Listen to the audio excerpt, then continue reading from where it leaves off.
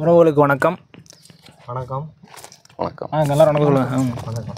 இப்போ என்னென்னா, நம்ம கடந்த புதன்கிழமை நம்ம ஊர் பகுதியில் அது என்னென்ன மக்கள் தொடர்பு திட்ட முகாம் நடந்துச்சு. அப்போ அண்ணன் இல்லை, நானும் பாலா அண்ணன் தான் போய் மனுக்கள் கொடுக்கறதுக்கு போயிருந்தோம். அது என்ன முகாம், என்ன டீட்டெயில்ஸ் எதுவுமே கிடைக்கல. நாங்கள் தெரிஞ்சவங்கள்ட்டே கேட்டால் அவங்களுக்குமே தெரியல. அப்போ அண்ணன்கிட்ட தொடர்பு கொண்டு கேட்டப்போ தான் அது மக்கள் தொடர்பு திட்ட முகாம் மாதம் நடத்தணும் அப்படிங்கிறத சொன்னாங்க. அப்போ நம்ம வந்து மனு கொடுக்க போயிருந்தோம். அங்கே போனீங்கன்னா இலவச பொருட்கள் வாங்க அந்த ஆளுங்க மாதிரி தான் இருந்தாங்க எல்லோரும். ஏன்னா இங்கே யார்கிட்ட மனு கொடுக்கணும், என்ன பண்ணணும் ஒன்றுமே தெரியல. நாங்களுமே விசாரித்தப்பவும் என்னென்னா அங்கே கொடுங்க இங்கே கொடுங்கன்னு அலக்களிக்க தான் செஞ்சாங்க அந்த இடத்துல. அது என்ன மக்கள் தொடர்பு திட்டம் முகாம்னா என்னங்கிற டவுட் எனக்கு கிளியர் ஆகவே இல்லை. நான் எழுதின மனுவாக கொடுத்துட்டு வந்திருக்கேன், கலெக்டர் பார்த்து கொடுத்துட்டு வந்திருக்கேன். நான் மட்டும் தான் கலெக்டர் பார்க்க முடிஞ்சு. ஒரு 10-15 பேர் பார்த்தாங்க. கலெக்டர் வந்தார், சில மனுக்களை வாங்கினாங்க, போயிட்டாங்க. மற்ற நிறைய பேர் மனுக்களை கையில் வச்சுட்டு யார்கிட்ட கொடுக்கணும்னு தெரியாமல் இருந்தாங்க. அங்கே கொடுங்க, கலெக்டர்கிட்ட கொடுங்கன்னா கலெக்டர் கிளம்பிட்டார். மக்கள் தொடர்பு திட்ட முகாம்னா என்ன, அது எப்படி நடத்தணும், அதுக்கு எதுவும் ரூல்ஸ் இருக்கா, அது எங்கே நடக்கும், அது எதுவுமே தெரியாமல் இருக்குது. அதை பற்றிய ஒரு விளக்கமான வீடியோவாக தான் இது இருக்கணும். எனக்கு எழுந்த சந்தேகங்களை நான் கேட்குறேன், அதுக்கான பதில் வீடியோவாக இருக்கும் இது. ஓகே, சொல்லுங்கண்ணே. மக்கள் தொடர்பு திட்ட முகாம் இது எல்லா சாமானியர்களுக்கும் இருக்கக்கூடிய ஒரு கேள்வி தான். அதைத்தான் நம்ம வந்து ஒரு சாமானிய மக்களோட ஒரு சாமானியனாக நம்ம இருந்து நம்ம இதை பதிவு பண்ணணுங்கிறக்காண்டி இந்த வீடியோவே நம்ம பதிவு பண்ணுறோம். நான் வெளியூர் போயிருக்கும்போது தம்பிக்கு ஃபோன் அடித்து பேசிக்கிட்டு இருந்தாங்க. அண்ணே இந்த மாதிரி முகாம் நடந்துகிட்ருக்கு அப்படிலாம் பேசிகிட்டு இருந்தாங்க. அப்போ நம்ம இதுக்கு ரூல் இருக்குப்பா அப்படின்னு சொன்னோம். 1969 மக்கள் தொடர்பு திட்டம் அப்படின்னு சொல்லி கொண்டு வராங்க. கொண்டு வந்து இது என்னென்னா, இதுக்கு ஒரு சில விதிமுறைகள்லாம் ஃபாலோ பண்ணணும்னு சொல்கிறாங்க. அந்த விதிமுறைகள்லாம் நம்ம நம்ம ஃபாலோ பண்ண போகிறோம். மக்கள் தொடர்பு திட்ட முகாம் அப்படின்னா, அதிகாரிகள் மக்கள் இருக்கும் இடத்திற்கே வந்து, அதாவது அரசு அலுவலகங்களுக்கு போக முடியாத மக்கள், வசதிகளை பெற முடியாத மக்களை, அந்த மக்களுக்கு தேவையான ஒரு விஷயத்தை அலுவலர்களே வந்து அங்கே முகாமிட்டு அவருடைய குறைகளை கேட்டு அவர்களுக்கு நிவர்த்தி செஞ்சு கொடுப்பதற்காக ஒரு திட்டம் தான் இந்த மக்கள் தொடர்பு மக்களுக்கும் அரசுக்குமான ஒரு தொடர்பை ஏற்படுத்துகிற ஒரு திட்டம் தான் இந்த திட்டம். குறை தீர்ப்பு தொடர்பு திட்டம், இதுக்கு என்ன வித்தியாசம்? குறைதீர் முகாம் அப்படின்னு சொன்னீங்கன்னா, மாவட்ட ஆட்சியர் அலுவலகத்தில் வாரந்தோறும் திங்கட்கிழமை நடக்குது.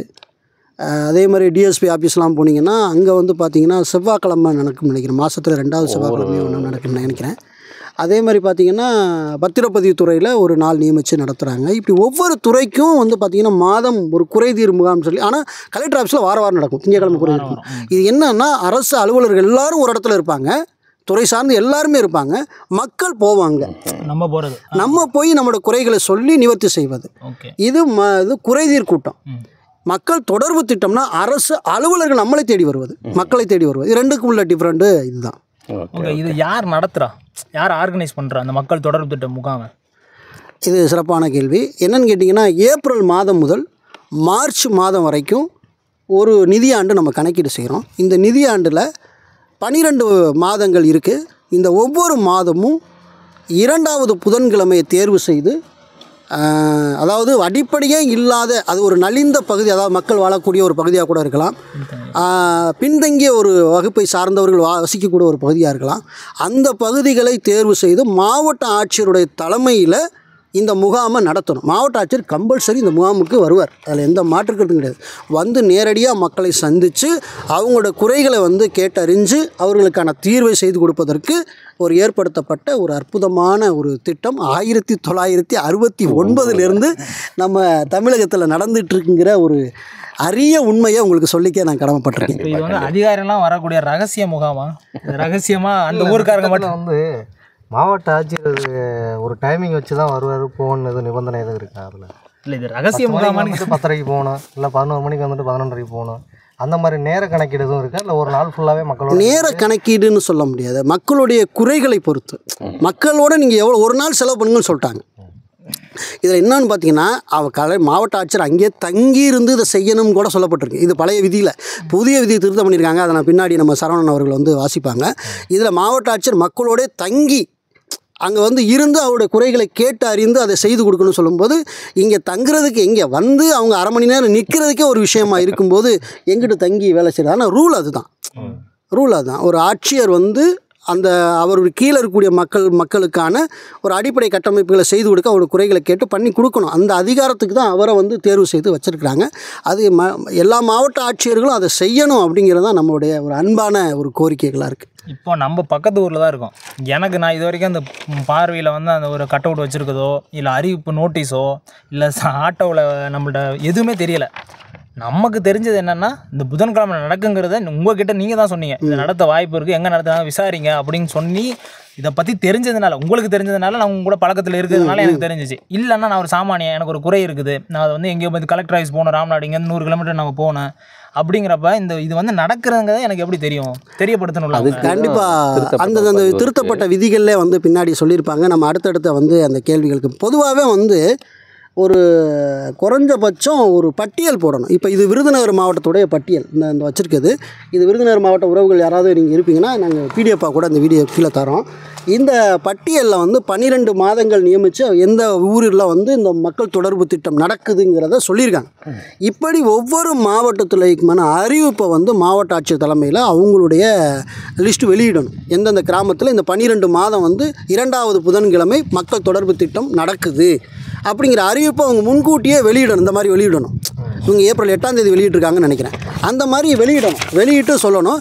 அப்படி வெளியிட்டு வருவாய்த்துறைக்கு இன்டிமேஷன் பாஸ் பண்ணி லோக்கலில் இருக்கிற கிராம நிர்வாக அலுவலர்கள் அவங்கள சார்ந்து இருக்க ஒரு 20 கிராமங்களுக்கு இன்டிமேஷன் பாஸ் பண்ணும். ஆட்டோவில் விளம்பரமோ அது பின்னாடி இந்த விதிமுறைகள்லாம் நிறைய வருது. நம்ம அதை பின்னாடி பார்க்கலாம். தொடர்ந்து இந்த வீடியோவை ஸ்கிப் பண்ணாமல் பாருங்கள். நிறைய விஷயங்கள் வந்து இதில் இருக்குது. ஒரு கிராம கட்டமைப்பில் இவ்வளோ விஷயங்கள் இருக்கான்னு நம்மளே ஆச்சரியப்படுற அளவுக்கு கூட இருக்கும். இப்போ திருத்தப்பட்ட விதிகள், அதாவது வந்து பழைய விதிகள் நம்மளுக்கு தெரியும் 1969, பட் இப்போ புதிய விதிகள் திருத்தியிருக்காங்க. அந்த திருத்தப்பட்ட விதிகளில் இந்த மக்கள் தொடர்பு திட்டம் எப்படி நடக்கணும் அப்படின்னு சொல்லியிருக்காங்க. அதை 1/1 சொல்லுங்கள். அதில் ஏதாவது கேள்விகள் எழும்புச்சுன்னா நாங்கள் இடையில கேட்குறோம், பதில் சொல்லுங்கள். ஓகே. அதாவது திருத்தப்பட்ட விதிகள்னு சொல்லிட்டு இந்த மக்கள் தொடர்பு திட்டத்தில் 22 விதமான விதிகள் வந்துட்டு சொல்லியிருக்கிறாங்க. இப்போ ஆமாம், இதில் இருக்கக்கூடியதில் அதில் வந்து பார்த்தீங்கன்னா இப்போ நீங்கள் கேட்ட கேள்விக்கு எல்லாத்துக்குமே இதில் விடை இருக்குது. அவங்களுக்கு சொல்லி ஆமாம், இதில் விடை இருக்குது. ஆனால் அதுபடி நடக்குதா நடக்கலையா அப்படிங்கிறத நீங்கள் அப்புறம் பேசுங்க. உங்களுடைய பிரச்சனை. ஆமாம். இப்போ நான் அதில் என்ன சொல்லியிருக்காங்க அப்படின்னு சொல்லிடுறேன். ஃபஸ்ட்டு பார்த்தீங்கன்னா இந்த மக்கள் தொடர்பு திட்ட முகாம் நடைபெறும் இடம் நாள் தொடர்பான விவரங்கள் அடங்கிய பேனர் தவிர்த்து இதர வரவேற்பு பேனர்களை பயன்படுத்தக்கூடாது. அதாவது என்னன்னா அறிவிப்பு பேனர் மட்டும்தான் வைக்கணும். அதில் மாவட்ட ஆட்சியர் வர்றார், வருக வருக, அவர் வர, அந்த மாதிரிலாம் இருக்கக்கூடாது. அறிவிப்பு அது வைக்கணும். ஆமா. அடுத்து என்ன சொல்றாங்கன்னா அறிவிப்பு பேனர் வைக்கணும். அறிவிப்பு பேனர் கண்டிப்பா வைக்கணும். அப்ப நீங்க போன முகாம்கள்ல இருந்ததா? இல்ல, நாங்க தேடி பார்த்துட்டோம். நாங்க ஒரு சிம்பிள் வச்சு தான் போனோம். நாங்க வந்து சுண்ணாம்புல ரோடு சைடு 2 சைடும் வைப்பாங்கல்ல, ரவுண்ட் அதிகாரியோ அரசியல்வாதியோ. அப்ப நீங்க வந்து ஒரு புதையல் தேடுவர் ஒரு மேப்பு போல நீங்க கண்டுபிடிச்சு எங்கே அந்த ரவுண்டு எங்கே போய் சேர்கிறது, அது சேர்ற இடத்த தேடி போனது. பரவாயில்லையா? பரவாயில்ல. அந்த அதையும் நீங்க விமர்சனம் பண்றீங்க. இப்ப பாருங்களேன், அந்த ரவுண்டு வச்சதுனால பாருங்க போய் சேர்ந்துருக்கீங்க நீங்க. நாங்க அது பான்ஸ் பவுடர் அப்படின்லாம் நாங்க சொல்லல. அது எங்களுக்கு யூஸ்ஃபுல்லா தான் இருந்துச்சு. என்ன பவுடர் நமக்கு முக்கியம் இல்ல, அதை வச்சு தான் பண்ண. பேனர் இல்ல அந்த இடத்துல. ஆட்சியர் வர்ற அன்னைக்கு மட்டும்தான் அந்த இடத்துல நோய் வாய்ப்படுறதுக்கு அபாயம் இருக்குது. ஏன்னா மற்ற நாள்ல அந்த இடத்துல இல்ல அபாயம் இருக்காது. அந்த அளவுக்கு அவர் வந்து சுத்தமா வருவாரு. சரி, அடுத்து வந்து பார்த்தீங்கன்னா இந்த தனித்துணை ஆட்சியர், வருவாய் கோட்டாட்சியர்கள், மாவட்ட பிற்படுத்தப்பட்டோர், சிறுபான்மையினர் நல அலுவலர், மாவட்ட ஆதி திராவிடர், பழங்குடியினர் நல அலுவலர், உதவி இயக்குனர், ஊராட்சியர் ஆகியோர் அடங்கிய குழுவானது, நல்லா கவனிங்க, இத்தனை அலுவலர் முகாம் நடைபெறும் நாளுக்கு 4 வாரங்களுக்கு முன்னர் கிராமத்திற்கு சென்று முன்னோடி மனுக்களை பெற்று அவற்றை முறையாக பதிவு செய்து மனுதாரர்களுக்கு ஒப்புதல் வழங்கிட வேண்டும். முகாம் நடக்கிறதுக்கு முன்னாடி 1 மாசத்துக்கு முன்னாடி இந்த அலுவலர்கள்லாம் போய் அங்கே கேட்டு அங்கே மனுக்களை வாங்கி முகாம் நடத்தும் போது அதற்கான பரிகாரத்தை செஞ்சு கொடுக்கணும். ஆமா, அதுக்கான ஒப்புதலையும் முதல்ல அவங்களுக்கு அந்த மனுதாரர்களுக்கு வழங்கணும். அந்த 1 மாசம் முன்னாடியே கொடுத்துடணும். அதுக்கு அந்த 1 மாசத்துக்குள்ளே தீர்வு முடிச்சிருக்கணும். இலவச வீட்டு மனை. ஆமா ஆமா, அதுக்கும் பின்னாடி விடை சொல்லி இருக்கு. மாவட்ட ஆட்சியர் வர்ற அன்னைக்கு ஒரு 4 ரேஷன் கார்டு வாங்குறவங்கள கூட்டி வந்துடுறாங்க. அதில் குறிப்பாக வந்து அவனே பத்திரப்பதிவு பண்ணி பட்டாவுக்கு விண்ணப்பிச்சிருக்கான். அவனை பிடிச்சிட்டு வந்து இலவச பட்டா கொடுத்தோம்னு சொல்லி கொடுத்துக்கிட்டு இருக்காங்க. அது மாதிரி ஏதாவது ஸ்கீமை உடனே ரெடி பண்ணி யாராவது ஒருத்தர் மேனுவலாக ஓஏபிக்கு அப்ளை பண்ணி வச்சுருப்பான். அவனுக்கு ஃபோன் அடித்து கலெக்டர் வரும்போது வாங்கிக்கிறேங்க. அதாவது ஒரு விஷயம் நல்லா பார்த்தீங்களா, உடனே நடவடிக்கை எடுக்கிறாங்க பாருங்க. நீங்கள் வந்து மனு கொடுத்தோன்னா அடுத்த நிமிஷம் உங்களுக்கு சரி ஆயிரும் அப்படின்னு. 1 மாதம் அந்த இடையில வர்றாங்களா, அந்த கால்குலேஷன் வச்சு அவங்களே ஒரு டேட்டா ரெடி பண்ணிக்கிறாங்க போல.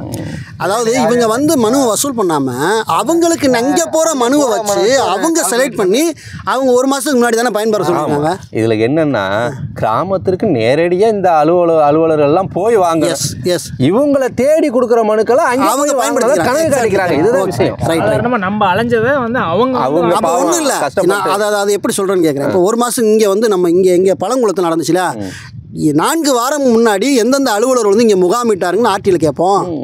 கேட்கலாம்ல? நல்லா கேட்கலாம். கூகுள் ஃபோட்டோ வச்சா போதும். Yes, exact. தேங்க்யூ.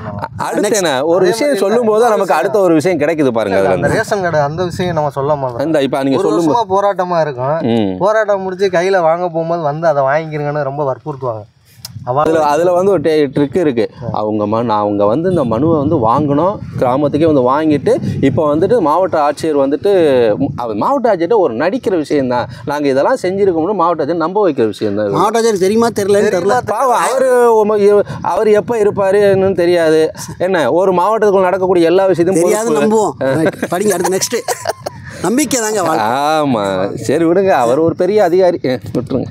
மக்கள் தொடர்பு திட்ட முகாம் நடைபெறக்கூடிய விவரத்தினை, முகாம் நடைபெறக்கூடிய வருவாய் கிராமத்தினை சுற்றியுள்ள 20 கிராமங்களை சார்ந்த சுமார் 1,00,000 பொதுமக்களுக்கு அறிவிக்கும் வகையில் ஆட்டோவில் ஒளிபெருக்கி மூலம் பிரசுரம் செய்ய மொத்தம் அந்த செய்தி 1,00,000 பேருக்கு கடத்திருக்கு. அதாவது அந்த வருவாய் கிராமம் அதை சுற்றியுள்ள 20 கிராமங்கள் அது போய் சேர்ந்துருக்கணும்ங்கறாங்க. சூப்பர்.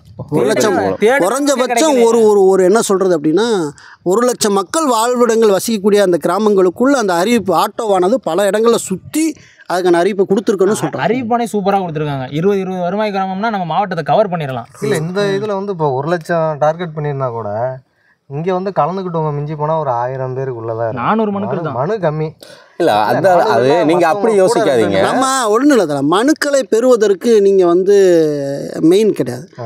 அறிவிப்பு 1,00,000 பேர் கடத்திருக்கோமா, இன்னொன்று 1,00,000 பேருக்கும் பிரச்சனை இருக்குன்னு நம்ம சொல்ல முடியாதுல்ல. இன்னும் இங்கே எல்லாருமே பிரச்சனையே இல்லாமல் மக்கள் வந்து சுபகமாக வாழ்ந்துக்கிட்டு இருக்காங்க. அதையும் நம்ம ஒரு நாளைக்கு 20,000 மனு தலைமைச் செயலகத்துக்கு மட்டும் போகும், மற்றபடி ஒன்றும் கிடையாது. சொல்லுங்க. அடுத்து என்ன தலை சிரிக்கிறீங்க, வாசிங்க. மக்கள் தொடர்பு திட்ட முகாமிற்கு முன்னதாக குறைந்தபட்சம், இங்கே தான் உங்களுடைய கேள்வி இருக்குது, 2000 முன்னோடி மனுக்களை பெற வேண்டும். 2000 முன்னோடி மனுக்கள், குறைந்தபட்சம் ஒரு 2000 மனு. இப்போ நீங்கள் 400ன்னு சொன்னீங்க இல்லையா, ஆனால் அவங்க என்ன சொல்கிறாங்க, 2000 மனுவாவது குறைந்தபட்சம் நீங்கள் வாங்கியிருக்கணுங்கிறாங்க. ஆனால் 400 மனு தான் இங்கே போட்டிருக்காங்க. ரைட், இதை நம்ம ஆர்டிஐயில் கவுண்டிங்கில் கேட்போம். அவ்வளோ தமிழ்நாடு வரமுறை அதில் தானே வரும். இது பஞ்சாப் கவர்மெண்ட், இது பஞ்சாப் மாநில விதிமுறைகள். அது நம்ம மாவட்டம் தாங்க, நம்ம மாநிலம் நம்ம மாவட்டம் தாங்க. இல்ல சந்தேகம் இல்ல, ஒண்ணும் இல்ல, பதட்டம். நான் என்ன நினைக்கிறேன், நீ ஏனும் பஞ்சாப் எல்லையில இருக்கிற மாதிரி நான் பதட்டம் ஆயிட்டாரு. இதெல்லாம் நம்ம மாநிலத்தில் போட்டிருக்காங்க, பதட்டம் ஆயிட்டாரு. இருங்க இன்னும் சாக்க குறை. அப்ப 2000 மனு நிறைவேற்றி இருக்கணும் அவங்க. 2000 மனு முன்னோடி மனுக்களை வாங்கி அதுல இருந்து சரியான விளக்கம் கொடுத்துருக்காங்க. அது தொடர்பாகவும் இங்க சொல்லப்பட்டிருக்கு என்ன பண்ணலாம்னு. இந்த முன்னோடி மனுக்கள் பெறப்படும் போது அனைத்து துறைகளின் மனுக்களையும் பெற்று உரிய நடவடிக்கைக்காக உரிய துறைகளுக்கு அனுப்பி பதில் பெற வேண்டும். நலத்துறையிலேருந்து கொடுக்குறாங்கன்னா அந்தந்த துறைக்கு பதிலையும் வாங்கி வச்சுக்கணும் இந்த முகாம் நடத்துறதுக்கு முன்னாடி. இல்லை அதில் சின்ன சந்தேகம்னா, இப்போ எனக்கு வந்து ஒரு 9 மனு கொடுத்துருந்தேன். 9மே 9 வகையான துறை. எனக்கு எந்தெந்த துறைக்குன்னா நம்ம ஒரே இதில் மாவட்ட தொடர்பு திட்டமாக மாவட்ட ஆட்சியருக்கு தான் கொடுக்குறோம். பட் அதை வந்து அவங்க தான் பிரித்து தனித்தனியாக கொடுக்கணும். கண்டிப்பாக. பட் அப்படி மனு கொடுக்கும்போது அவங்க அந்த ஆதார் எல்லாம் கேட்குறாங்களே ஒவ்வொரு மனுக்கும் ஒவ்வொன்று, அது இப்போதைக்கு எதுவும் மனு தானே கொடுத்தீங்க, மனு தான். எதுவும் வந்துட்டு இந்த திட்டத்தில் எனக்கு வேணும்னு சொல்லிட்டு அந்த திட்டம் சார்ந்து மனு எதுவும் போட்டு அப்ளிகேஷன் போடலாம். மனு தான் கொடுக்கணும். மனு தான் உங்களுக்கு வந்து ஒரு பிரச்சனை இருக்கு, நிறைவேற்றி கொடுங்க. இல்ல சாதாரண திட்டத்துக்கே ஆதார் செல்லாதுன்னு இப்ப சொல்லிட்டாங்க. பங்களாதேஷ்காரன் வந்து இங்க ரேஷன் கார்டு வாங்கினா அவனுக்கு ஆதார் கேட்க வேண்டியதான். நீங்க பங்களாதேஷ் இப்பவுமே என்ன சொல்லிட்டாங்க, ஆதாரே முதல்ல வந்துட்டு ப்ரூஃப் இல்லைன்னு இப்பவே மத்திய அரசு சொல்லிருச்சு. அது இந்த பிரச்சனை இல்ல. இல்ல அந்த 9 மனுக்குமே ஒரு ஆதார் கார்டு தான் என்கிட்ட இருந்துச்சு. ஒரு சராக்ஸ் தான், ஒரு ஆளுக்கு ஒரு ஆதார் கார்டு தான். எவ்வளவு கவலைப்படுறாங்க. நோட் த பாயிண்ட் தம்பி, எடுத்துக்கிறோம். இல்ல நான் இங்க இருக்காளு அதனால ஒண்ணுதான். இல்ல எடுத்துக்கிறோம்னா என்ன கதை? இல்ல பங்களாதேஷ்காரர் கிடைக்கும்போது எங்களுக்கு கிடையாது. இல்ல அவங்களுக்கு கிடைக்கும். இந்திய குடிமகனுக்கு தான் கிடைக்காது. இல்லை அந்த 9 மனுக்குமே 9 ஆதார் கார்டு இணைக்க வேண்டிய சூழ்நிலை அப்படியே நம்ம கொடுத்துடலாம் பார்த்தாலும் அங்கே வந்து செராக்ஸ் எடுக்கிறதுக்கு வந்து ஒரு வசதி இல்லை. நான் திருப்பி வெளியில் வந்து 4 ஏங்க அதில் வரைமுறையில் என்ன போட்டுருக்கு தெரியுமா? பின்தங்கிய கிராமம், ஆபீசரே போக முடியாத ஒரு ஏரியாவில் தான் நீங்கள் போய் ஆய்வு பண்ணணும். ஆபீசரே போக முடியாத எதுக்கு செராக்ஸ்? அந்த மாதிரி ஒரு சூழ்நிலையில் நான் 9 மனுக்கும் ஒரு ஆதார் தான் கொடுத்தேன். பட் ஒரு மனு என்ன தான் வந்துச்சு எனக்கு. இப்போ நான் அதை எப்படி ஃபாலோ பண்ணுவேன்? 9+1 அவ்வளோதான். ஒரே மனு தான். என்ன தான் ஒரே மனு 9 தீர்வு.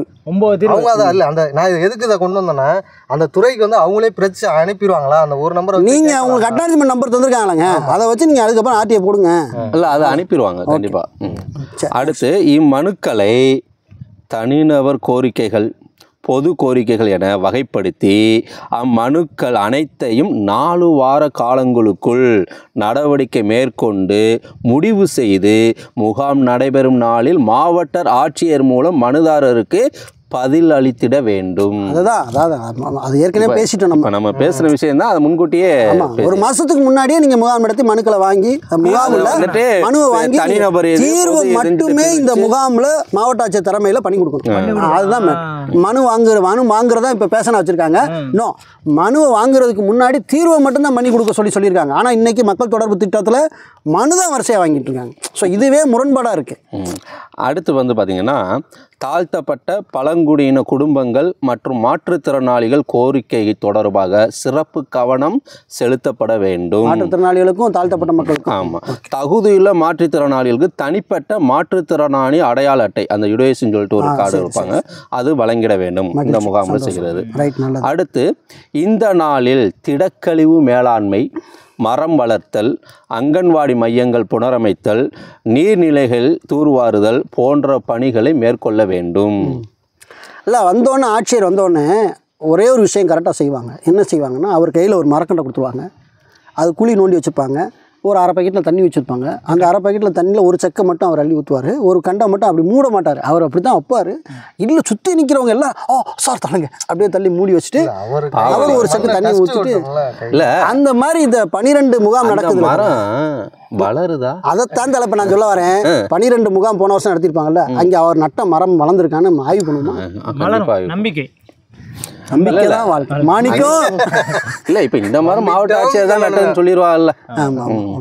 இனியாச்சும் இந்த வீடியோ ஒருவேளை தெரிஞ்சு ஐயோ மரத்தையும் கேட்பாங்க, இவங்க எல்லாத்தையும் கேட்பாங்களே ஒரு இதில் வந்து ஆர்டி ஆர்வலர் இயக்கம் விளம்பரம் கேட்குறது நிச்சயமாக எல்லாத்தையும் கேட்கும். விளம்பரம் வந்து ஓகே நெக்ஸ்ட். அடுத்து இச்சிறப்பு முகாம்களில் பல்வேறு துறைகளின் சார்பில் விளக்கக்கூடங்கள் அமைத்து துறை சார்ந்த திட்டங்கள் மற்றும் புகைப்படங்களை காட்சிப்படுத்துதல் வேண்டும். எந்தெந்த திட்டங்கள்ல என்னென்ன பயன் இருக்குன்னு சொல்லி அது இருந்துச்சா? மாவட்ட வந்து கால்நடை பராமரிப்பு துறையில, சத்துணவு துறையில, அவங்க எல்லாம் வந்து மருத்துவத்துறையில தேடி மருத்துவத்துறை எல்லாம் கரெக்டாக நடந்திருக்கு. அது மட்டும் தான் நடந்துச்சு. காய்கறி துறை சார்ந்த விளக்க புகைப்படங்கள். ஆமா, விவசாயத்துறை சார்ந்த விதைகள், சீட்ஸ், முருங்கைக்காய்லாம் நல்லா பெருசு பெருசா இருந்துச்சு. கத்திரிக்காய் நல்லா பச்சை பச்சைன்னு இருந்துச்சு. அது விதை கேட்கலாம் வாங்கலாம்னா இல்ல அங்கே வாங்கிக்கலாம் அப்படின்ட்டாங்க. எங்க வந்து தோட்டக்கலைத்துறை அதுதான் அது தொடர்பாக கூட ஒரு வீடியோ போட்டிருக்கோம் எப்படி நடக்கும். அது கேட்டோம். அடுத்து வருமுன் காப்பம் திட்டம், மக்களை தேடி மருத்துவம் போன்ற திட்டங்களை செயல்படுத்தி கண்புரை காரணமாக பார்வை குறைபாடு உள்ளவர்களை அடையாளம் கண்டு அறுவை சிகிச்சைக்கு ஏற்பாடு செய்திட நடவடிக்கை எடுக்க வேண்டும். மருத்துவ சார்ந்த விஷயங்களும் பண்ண சொல்லியிருக்காங்க. ஓகே சிறப்பு.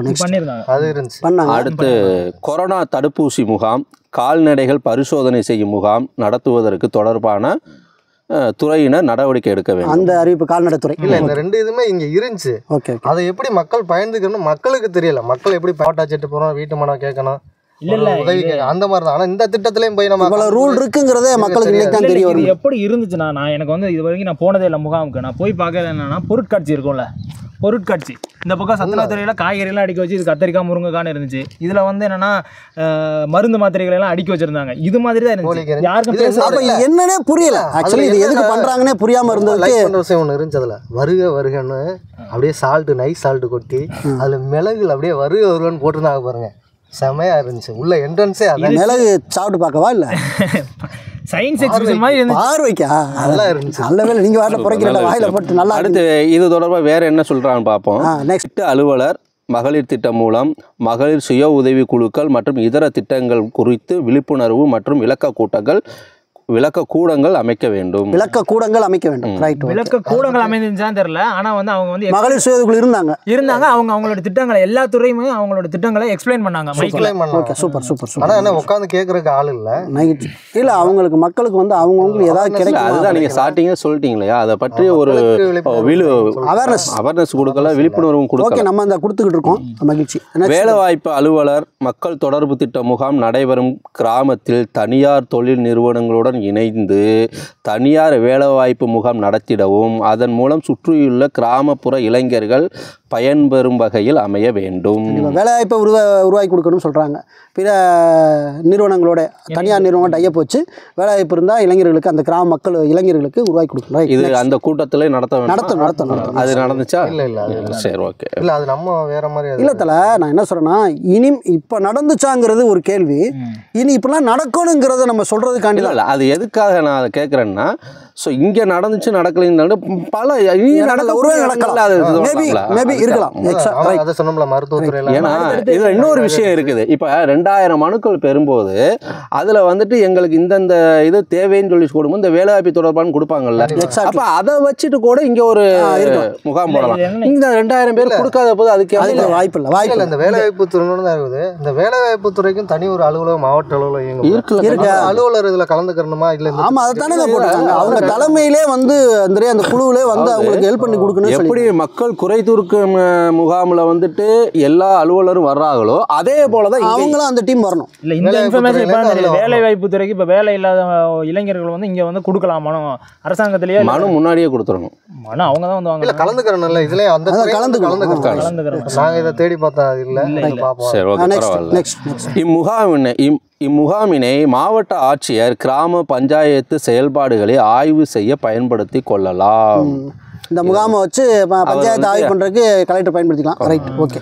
மக்கள் தொடர்பு திட்ட முகாம் முடிந்தவுடன் மாவட்ட ஆட்சியருடன் பிற துறை அதிகாரிகளும் பள்ளி கட்டிடங்கள், கிராமத்தில் நடைபெறும் பணிகள், நீர்நிலைகள் குறித்து ஆய்வு செய்யப்படும். நீங்கள் போய் நின்று அந்த ஏரியாவெல்லாம் ஆய்வு செய்யலாம்னு சொன்னாங்க. ஸ்கூலு, பாத்ரூம் சரியாக இருக்கா, ஒரு நீர்நிலை வந்து இந்த மாதிரி வேலிக்கருவ மண்டாமல் நல்லா இருக்கா, இல்லாட்டி அதை குறித்து அறிக்கையெல்லாம் நீங்கள் ரெடி பண்ணிட்டு போங்கன்றாங்க. இதெல்லாம் நடந்தால் எப்படி இருக்குன்னு தலை, இந்த ரூல்லாம் இம்ப்ளிமெண்ட் கோரிக்கை வச்சாங்க ஊருக்காரங்க. ஏன்னா தேடி ஒரு இடத்துக்கு மாவட்ட ஆட்சியரே தேடி வரும்போது அந்த ஏரியா வந்துட்டு எவ்வளவு பரபரப்பாக இருக்கும். அங்கே வந்து எல்லாமே எந்த அளவுக்கு சுத்தமாக மண்டி போய் பார்த்துட்டு குறிப்பு எடுத்துருப்பாங்க. அன்னைக்கு ஒரு நாளாவது கால்வாய் தாண்டி தான் போனாரோ, கால்வாய் தாண்டி அதை கிராஸ் பண்ணி தானே உள்ளே போனேன். அதெல்லாம் குறிப்பு எடுத்துருப்பாரு. ஏன்னா 2 சைடுமே ஒரு கருவைக்காடு மண்டி ரொம்ப அடசலாக தான் இருந்தது. நோட் பண்ணியிருப்பாங்க. நல்லது பண்ணியிருப்பாங்க. நம்புறீங்கல்ல, நம்பிக்கை தானேங்க நம்பிக்கை தான் வாழ்க்கை. அனைத்து இனிமே தான் முக்கியமான விஷயம். மனு கொடுக்குறோம், ஆனால் அதை எப்படி செயல்படுத்தணுங்கிறது. அனைத்து மனுக்களையும் அந்தந்த துறைகளுக்கு அனுப்பி மனுதாரருக்கு 1 மாதத்தில் பதில் அளித்திட வேண்டும். எல்லா மனுக்களுக்குமான ரூலே தான். எல்லா மனுக்களுக்கும் இந்த முகாம் நடக்கிறதுக்கு முன்னாடி வாங்கக்கூடிய மனுக்களுக்கு அனுப்பி உடனே தீர்வை பெற்று இந்த 1 மாத காலத்தில் அந்த முகாம் நடக்கும்போது அந்த அறிவிப்பை மக்களுக்கு சொல்லிடணும். அதான் தீர்வு கிடைக்கல அப்படின்னா அதை சொல்லிடணும். அதுக்கும் அடுத்த பாயிண்ட் இருக்கு, அவசரப்பட வேணாம். இன்னொரு நான் சொல்லிக்கிறேன், இல்லை சொல்ல மறந்துடுவேன். இதுக்கு இப்போ தீர்வு கிடைக்கலைன்னா நம்மளுக்கு அந்த கரண்ட் நம்ம இது கிணறு வெட்டின ரசீதை வச்சு நுகர்வோர் கேட்டில் கேஸ் போடலாமா? இல்லை, அது முழுசாக விதியை என்னதான் சொல்கிறாங்கன்னு பார்ப்போமே. புகார்கள் அதிகபட்சம் 2 மாதங்களுக்குள் தீர்க்கப்பட வேண்டும். அதிகபட்சம். ஆமாம். இறுதி செய்ய 2 மாதங்களுக்கு மேல் ஆகும் எனில் இடைக்கால பதிலை மனுதாரருக்கு அளித்திட வேண்டும். சூப்பர். ஒவ்வொரு மனுவையும் 2 மாதங்களுக்கு மேல் நிலுவையில் வைத்திருக்க கூடாது. அதான் ரொம்ப முக்கியம். நம்ம மனு 60 நாளைக்கு மேல வந்து நிலுவையில் ஒரு போட்ட காரணி இல்ல, இங்கிட்டு மனுவை வாங்கிட்டு அங்கிட்டு போட்ட கதையா இருக்கக்கூடாது. என்ன அது 2 மாதத்துல நமக்கு மனுதாரருக்கு வந்துட்டு அந்த தகவலை சொல்லிடணும். இந்த முகாமோட சிறப்பு அது என்ன? எந்த முகாமா இருந்தாலும் எதா இருந்தாலும் மனு எந்த மனுவா இருந்தாலுமே எங்க கொடுக்கப்படுகிற மனுவா இருந்தாலுமே 3 நாள்ல ஒப்புகை ரசீது 3 நாளைக்குள்ள வழங்கிடணும். உயர்நீதிமன்றம் 2019 போட்ட ஒரு பெரிய தீர்ப்பு. அந்த தீர்ப்பை பயன்படுத்தி இப்ப முருகானந்தம் தலைமைச் செயலாளர் கூட போட்டிருந்தாரு. ஒரு மனுவை பெற்றிருந்தா நீங்க எப்படி விதிமுறை பண்றது, அது எல்லா மனுக்களுக்கும் பொருந்தும். இங்க எக்ஸ்ட்ரா என்ன சொல்லியிருக்காங்கன்னா 2 மாத காலம் கொடுத்துருக்காங்க. அது ரொம்ப முக்கியமான ஒரு விஷயம். தொடர்பு திட்டத்துல 2000 மனுங்கிற போது டைமிங் எடுக்கும். ஓகே, அது ஒரே ஆளு பார்க்கலாம். சரி, எந்த ஒரு மனுவையும் 2 மாதங்களுக்கு மேல் நிலுவையில் வைத்திருக்க கூடாது. அவ்வாறு இருந்தால் தொடர்புடைய துறை தலைவர் பரிசீலனை செய்திட வேண்டும். என்னன்னு பார்க்கணும். மனுக்கள் முடிவு செய்யப்பட்ட விவரம் மாவட்ட ஆட்சியரால் சீரான இடைவெளியில் மறு ஆய்வு செய்யப்படும். ஓகே ஓகே, அப்படித்தான விதி. அடுத்து இருக்கு, மக்கள் தொடர்பு திட்ட முகாம் நாளில் பெறப்படும் மனுக்கள் யாவும் அனைத்து துறை சார்ந்த கோரிக்கைகளாக இருக்கும் என்பதால் மேற்படி முகாமில் மாவட்டத்தில் உள்ள அனைத்து துறை அலுவலர்களும் தவறாது கலந்து கொண்டு முகாமிற்கு முழு ஒத்துழைப்பு வழங்கிட வேண்டும். அன்னைக்கும் மனுக்கள் வந்து வாங்க சொல்லியிருக்காங்க. எல்லாரையும் பார்க்கலாம், இங்கே போனால் பார்க்கலாம். அது எப்படின்னா இல்லைண்ணே, முன்கூட்டியே வாங்கின மனுக்களுக்கு தீர்வு அன்னைக்கு மனுக்களை வாங்க அடுத்த 2 மாதத்தில் அந்த தீர்வு. இது ஒரு தெளிவு கிடைச்சிருச்சு நமக்கு. சரி, மேலும் மக்கள் தொடர்பு திட்ட முகாம் நாளில் பெறப்பட்ட மனுக்கள் எம்சிபி போர்ட்டல் பதிவேற்றம் செய்யப்பட வேண்டும். அது வந்து தனி போர்ட்டலே வச்சிருக்காங்க. மக்கள் தொடர்பு திட்டக்கும் கலெக்டர் போர்ட்டல் இருக்கு இல்லையா, அதில் வந்துட்டு பதிவேற்றம் செய்யப்பட வேண்டும். அது சொல்ல மறந்துட்டேன். ஆக்சுவலி அது நம்ம மனு ரசீது நம்ம எழுதிட்டு கையில் வாங்குறோம். அது ஃபர்ஸ்டே ஆரம்பத்தில் ஆக்சுவலி வந்து எல்லா தொடர்பு திட்டம் முன்னாடி நீங்கள் சொன்ன மேனுவல் அந்த ரசீது கொடுப்பது ரசீது. ஆனால் இப்போ என்னென்ன முகாம்களில் தோறும் வந்து உடனே கணினியில் ஏற்றி அந்த மனுவை ஸ்கேன் பண்ணி உள்ள அப்டேட் பண்ணி அந்த ரிசிப்ட் நம்பர் தான் ஜென்ரேட் பண்ணணும். அதை தான் இதில் சொல்லியிருக்காங்க. அதை தான் சொல்றாங்க. ஆக்சுவலி இங்கே மேனுவல் தான் இப்போ போயிட்டு இருக்கு. இல்லை அது பண்ணிடுவாங்க. அது மேனுவலில் கூட பண்ணணும். பேசிட்டு தான் பண்ணுறோம். இப்போ அன்னைக்கு வாங்கையில் அந்த இது பண்ணுவாங்க. அப்புறம் போயிட்டு கூட அதுக்கான மெசேஜ் வந்துருச்சா? கண்டிப்பாக வந்துடும். அந்த மொபைல் நம்பருக்கு மெசேஜ் நாங்கள் வந்து நடவடிக்கை எடுப்போங்கிற மாதிரி போட்டு அப்போ ஆன்லைனில் அப்டேட் பண்ணிட்டோம். இனிமேல் உங்களோட நம்பர் வந்து ட்ராக் பண்ணுறாங்க, இந்த வெப்சைட்டை போய் ட்ராக் பண்ணி சொல்லிட்டாங்களா? 2 மனு கொடுத்தா 1 மனுக்கு தான் வந்துருக்கு. இப்போ நம்ம மொபைல் என்ன கொடுக்கல, அதுக்கு என்ன மொபைல் என்னதுன்னா உங்களுக்கு தெரியும். நடவடிக்கை எடுக்க மாட்டாங்களோ? இல்லை, நீங்கள் மணி என்ன உள்ள போய் எடுக்க மாட்டாங்கல்ல, எடுப்பாங்க. அது வந்துட்டு என்ன இதில் தேடலில் போய் மனு தேடலில் போய் உங்கள் பேரில் எதுவும் உங்கள் பேரை வச்சோ இல்லை உங்களுடைய கிராமத்தை வச்சு நீங்கள் போய் பார்த்தீங்கன்னா அதில் இல்லை தலை அந்த மனு என்ன அவங்க கொடுத்துருக்காங்களா நம்பரு, அதை வச்சு கூட நம்ம தேடி பார்க்கலாம். Okay, next. பொதுமக்களுக்கு பயன்படும் வகையில் துறை சார்ந்த விளக்கக்கூடங்கள் அமைத்திடவும் 2 தினங்களுக்கு முன்னதாக மருத்துவ முகாம்கள் நடத்திடவும் தொடர்புடைய துறையினர் நடவடிக்கை எடுத்திட வேண்டும். மனுக்களின் முடிவின் தன்மையினை சம்பந்தப்பட்ட துறை அலுவலர்கள் மக்கள் தொடர்பு திட்ட முகாம் நாளில் பொதுமக்களுக்கு அளித்திட வேண்டும். இதுதான் 2 நாளைக்கு முன்னாடியே முகாம் இது மருத்துவ முகாம்ல நடத்தணும் சொல்லிருக்காங்க. ஓகே, இப்படியான இந்த 22 விஷயங்கள் போட்டிருக்காங்க. இப்படியான 22 விடயங்கள் வந்துட்டு அருமையான ரூல்ஸ். அதாவது இதில் என்ன மிஸ்டேக் அப்படின்னு நம்ம சொல்ல முடியாது. பாசிட்டிவ்ஸ் நிறைய இருக்குது. பட் அந்த பாசிட்டிவ்ஸை வந்து நம்ம கவனிக்காமல் விடுறதுனால தான் அது பூரா நெகட்டிவாக மாறுது. நிறைய சட்டங்கள்லாம் பாசிட்டிவ்ஸாக, அந்த சட்டங்களுடைய விழிப்புணர்வு இல்லாததுனால தான் நெகட்டிவ்ஸாக. கண்டிப்பாக. அப்போ இதெல்லாம் நம்ம இனிமேல் பாசிட்டிவாக மாற்றணுங்கிற வேலையை தான் நம்ம இப்போ பண்ணியிருக்கோம். ஆகவே இது தொடரும். இதில் இந்த சொல்லப்பட்ட விதிமுறைகள் எல்லாமே எல்லா மாவட்டத்துக்கும் பொருந்தும். டோட்டல் மாவட்டத்துக்கும் பொருந்தும். இது விருதுநகர் வெளியிட்ட செய்தியாக இருந்தாலும் கூட இதில் இந்த பட்டியல் மட்டும்தான் விருதுநகருடைய லிஸ்ட்டு. மற்றபடி அதில் சொல்லியிருக்க திருத்தப்பட்ட விதிகள் என்பது விருதுநகர் மாவட்டம் உட்பட அனைத்து மாவட்டங்களுக்கும் பொதுவானது. ஆகவே ஒவ்வொரு மாதத்திலும் 2வது புதன்கிழமை ஏப்ரல் மாதம் முதல் மார்ச் மாதம் வரைக்கும் 12 இடங்களில் உங்களுடைய மாவட்டத்தில் ஏதோ ஒரு மூலையில் ஒரு கிராமத்தில் இந்த மக்கள் தொடர்பு திட்ட முகாம் நடத்தப்பட வேண்டும் என்பது தான் விதிமுறை. சரி, இதில் ஒரு கேள்வி எனக்கு இருக்குது. இப்போ வந்துட்டு கீழக்கோட்டை சிறுமலைக்கோட்டை பகுதியில் வந்துட்டு இப்போ முகாம் நடத்துகிறாங்க. இப்போ நான் வந்துட்டு ஆர்எஸ் மங்கலத்தில் இருக்கிறேன். இப்போ நான் இதில் கலந்துக்க முடியுமா? கலந்துக்க முடியுமா? எந்த மனுக்களாக இருந்தாலும் ஏற்றுக்கொள்ளப்படுகிறது. அதில் எந்த மாற்றக்கருத்தும் கிடையாது. ஆனால் இவங்களோட டார்கெட்டை சுற்றி இருக்கக்கூடிய ஒரு கிராமத்தை சுற்றி 20 கிராமம், ஒரு வருவாய் கிராமத்தை சுற்றி இருக்கக்கூடிய 20 கிராமம் தான் இவங்களோட டார்கெட். 1,00,000 பீப்புள்ஸ். அதுவும் அவங்களாவது வரணும்னு அவங்க நினைக்கிறாங்க. அவ்வளோ, இதுதாங்க ரூலு.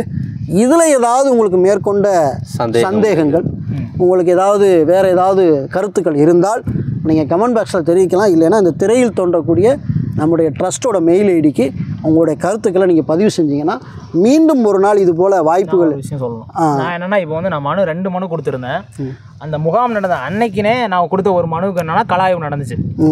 அதிகாரிகள்லாம் வண்டியில் வந்து இந்த இடத்துல மாதிரி ஒருத்தர் மனு கொடுத்துருக்காரு, இந்த இடத்துல என்ன பிரச்சனை இருக்குன்னு சம்மந்தப்பட்ட இடத்துல போய் விசாரிச்சு சூப்பர் அவங்களுக்கு வந்து என்ன 30 நாளில் நாங்கள் சரி பண்ணி தர்றோம் அப்படிங்கிறத அவங்களுக்கு விளக்கமாக கொடுத்து அங்கே உள்ளவங்க எனக்கு ஃபோன் அடிச்சாங்க, நீ ஒரு மனு கொடுத்துருக்காமல தம்பி, அந்த மனுவுக்கு வந்து கலாய்வு நடத்திட்டாங்க அப்படின்னு சொல்லிட்டாங்க. அதே மாதிரி எனக்கு அடுத்த தினமே எனக்கு என்னன்னா எனக்கு வந்து நோட்டிஃபிகேஷன் இருந்துச்சு, 30 நாட்களில் உங்களுக்கு மனுக்கு வந்து தீர்வு கிடைக்கும் அப்படின்னு சொல்லிட்டு. அப்போ வந்து இந்த இங்கே வந்து மனு கொடுக்குறதுனா ரொம்ப சூப்பர் ஃபாஸ்ட்டாக வந்து அதான் பாசிட்டிவ்ஸ். நான் அதான் சொல்கிறேன். நான் சொன்னேன் எதுலேயுமே வந்து நம்ம பாசிட்டிவ்ஸ் நிறைய இருக்குது. நம்ம அதை வந்து செயல்முறைப்படுத்தாத வரைக்கும் நெகட்டிவ்ல தான் இருப்போம். அப்புறம் இன்னொரு விஷயம் இப்போ இல்லை இதில் ஒரு விஷயம் எனக்கு என்னென்னா, இந்த மாதிரி நடக்கக்கூடிய முகாமில் நம்ம கொடுக்கக்கூடிய மனுவுக்கு வந்து உடனே நமக்கு ரிஜிஸ்டர் பண்ணிடுறாங்க. அப்போ இதை வந்து தவிர்க்க முடியாது. நம்ம மனு வந்துட்டு வெளியில் போகிற விஷயம் இல்லை, அது உள்ளே போயிடுது. எஸ், கண்டிப்பாக கவுண்டிங்காவது போயிடுது. அப்போ அந்த 1 மாதம் 2 மாதங்கிறது கணக்கில் வந்துடும். இப்போ வந்து நம்மளுக்கு மனு எழுத தெரியாமல் போனாலும் மனு எழுதி கொடுக்குறதுக்கு ஆள் போட்டுருக்காங்க. ஆமாம், அதுவும் பண்ணுவாங்க. அங்கே ஒரு 2 பேர் 3 பேர் மனு எழுதியும் கொடுத்தாங்க, மனு எண்ணும் போட்டாங்க, அதுக்கு ஆள் உள்ள இருக்கு. ரைட், ஓகே, எழுதி கொடுக்குறாங்க. இன்னொரு விஷயம் என்னன்னா, இப்போ தம்பி வந்து செஞ்சிருக்க விஷயம் என்னன்னா, ஒரு அரசு அலுவலர் சார்ந்த ஒரு விஷயம் தான். என்னன்னு கேட்டிங்கன்னா, நாங்கள் சமூக ஆர்வலர், ஆர்டி ஆர்வலர், மனு போகிற எல்லாமே அரசு எதிரானவர்களோ அரசியல்வாதிக்கு எதிரானவர்களோ கிடையாது. எந்த விஷயத்தில் தவறு நடக்கும் அதை கேட்போம். அதே சமயத்தில் ஒரு அரசு அலுவலருக்கு ஒரு பிரச்சனை என்றாலும் அதையும் நாங்கள் கவனத்தில் எடுத்துகிட்டு போவோம். அங்கே ஒரு பெண் ஊழியர் இருக்காங்க, ஒரு ரேஷன் கடையில் வேலை பார்க்குறாங்க, அவங்களுக்கு வந்து அவங்க ஒதுங்குறதுக்கு அவங்களுக்கு சரியான கழிப்பிடமோ அவங்களுக்கு வசதி இல்லை. அப்போ அதை நம்ம கவனத்தில் எடுத்துகிட்டு தான் அவங்களுக்கு ஏதாவது ஒரு ஏற்பாடு பண்ணி கொடுங்க அப்படிங்கிறதே நம்ம சொல்லியிருக்கோம். அதைத்தான் தம்பி முன்னெடுத்திருக்காரு. அதுக்கான ஆய்வு நடந்திருக்கு. உடனே அதுக்கான ரெஸ்பான்ஸ் வரும்னு நம்புகிறோம். அது சக்ஸஸ் ஆன உடனே மீண்டும் நாங்கள் வந்து நம்ம சேனலில் அது குறித்த ஒரு விரிவான தகவலை கூட நம்ம பதிவேற்றம் செய்கிறோம். மீண்டும் ஒரு வட்டமேசையில் ஒரு கண்மாய்க்கரை ஓரமாக ஒரு ஊரணி அருகே இல்லாட்டினாலும் கூட எங்கேயோ ஒரு நல்ல பிளேஸில் உங்களை சந்திக்கும் வரை உங்களிடமிருந்து விடைபெற்றுக் கொள்வது நான் முருகேசன், ரோஸ்கான், சரவணன், பாலமுருகன். நன்றி. நன்றி.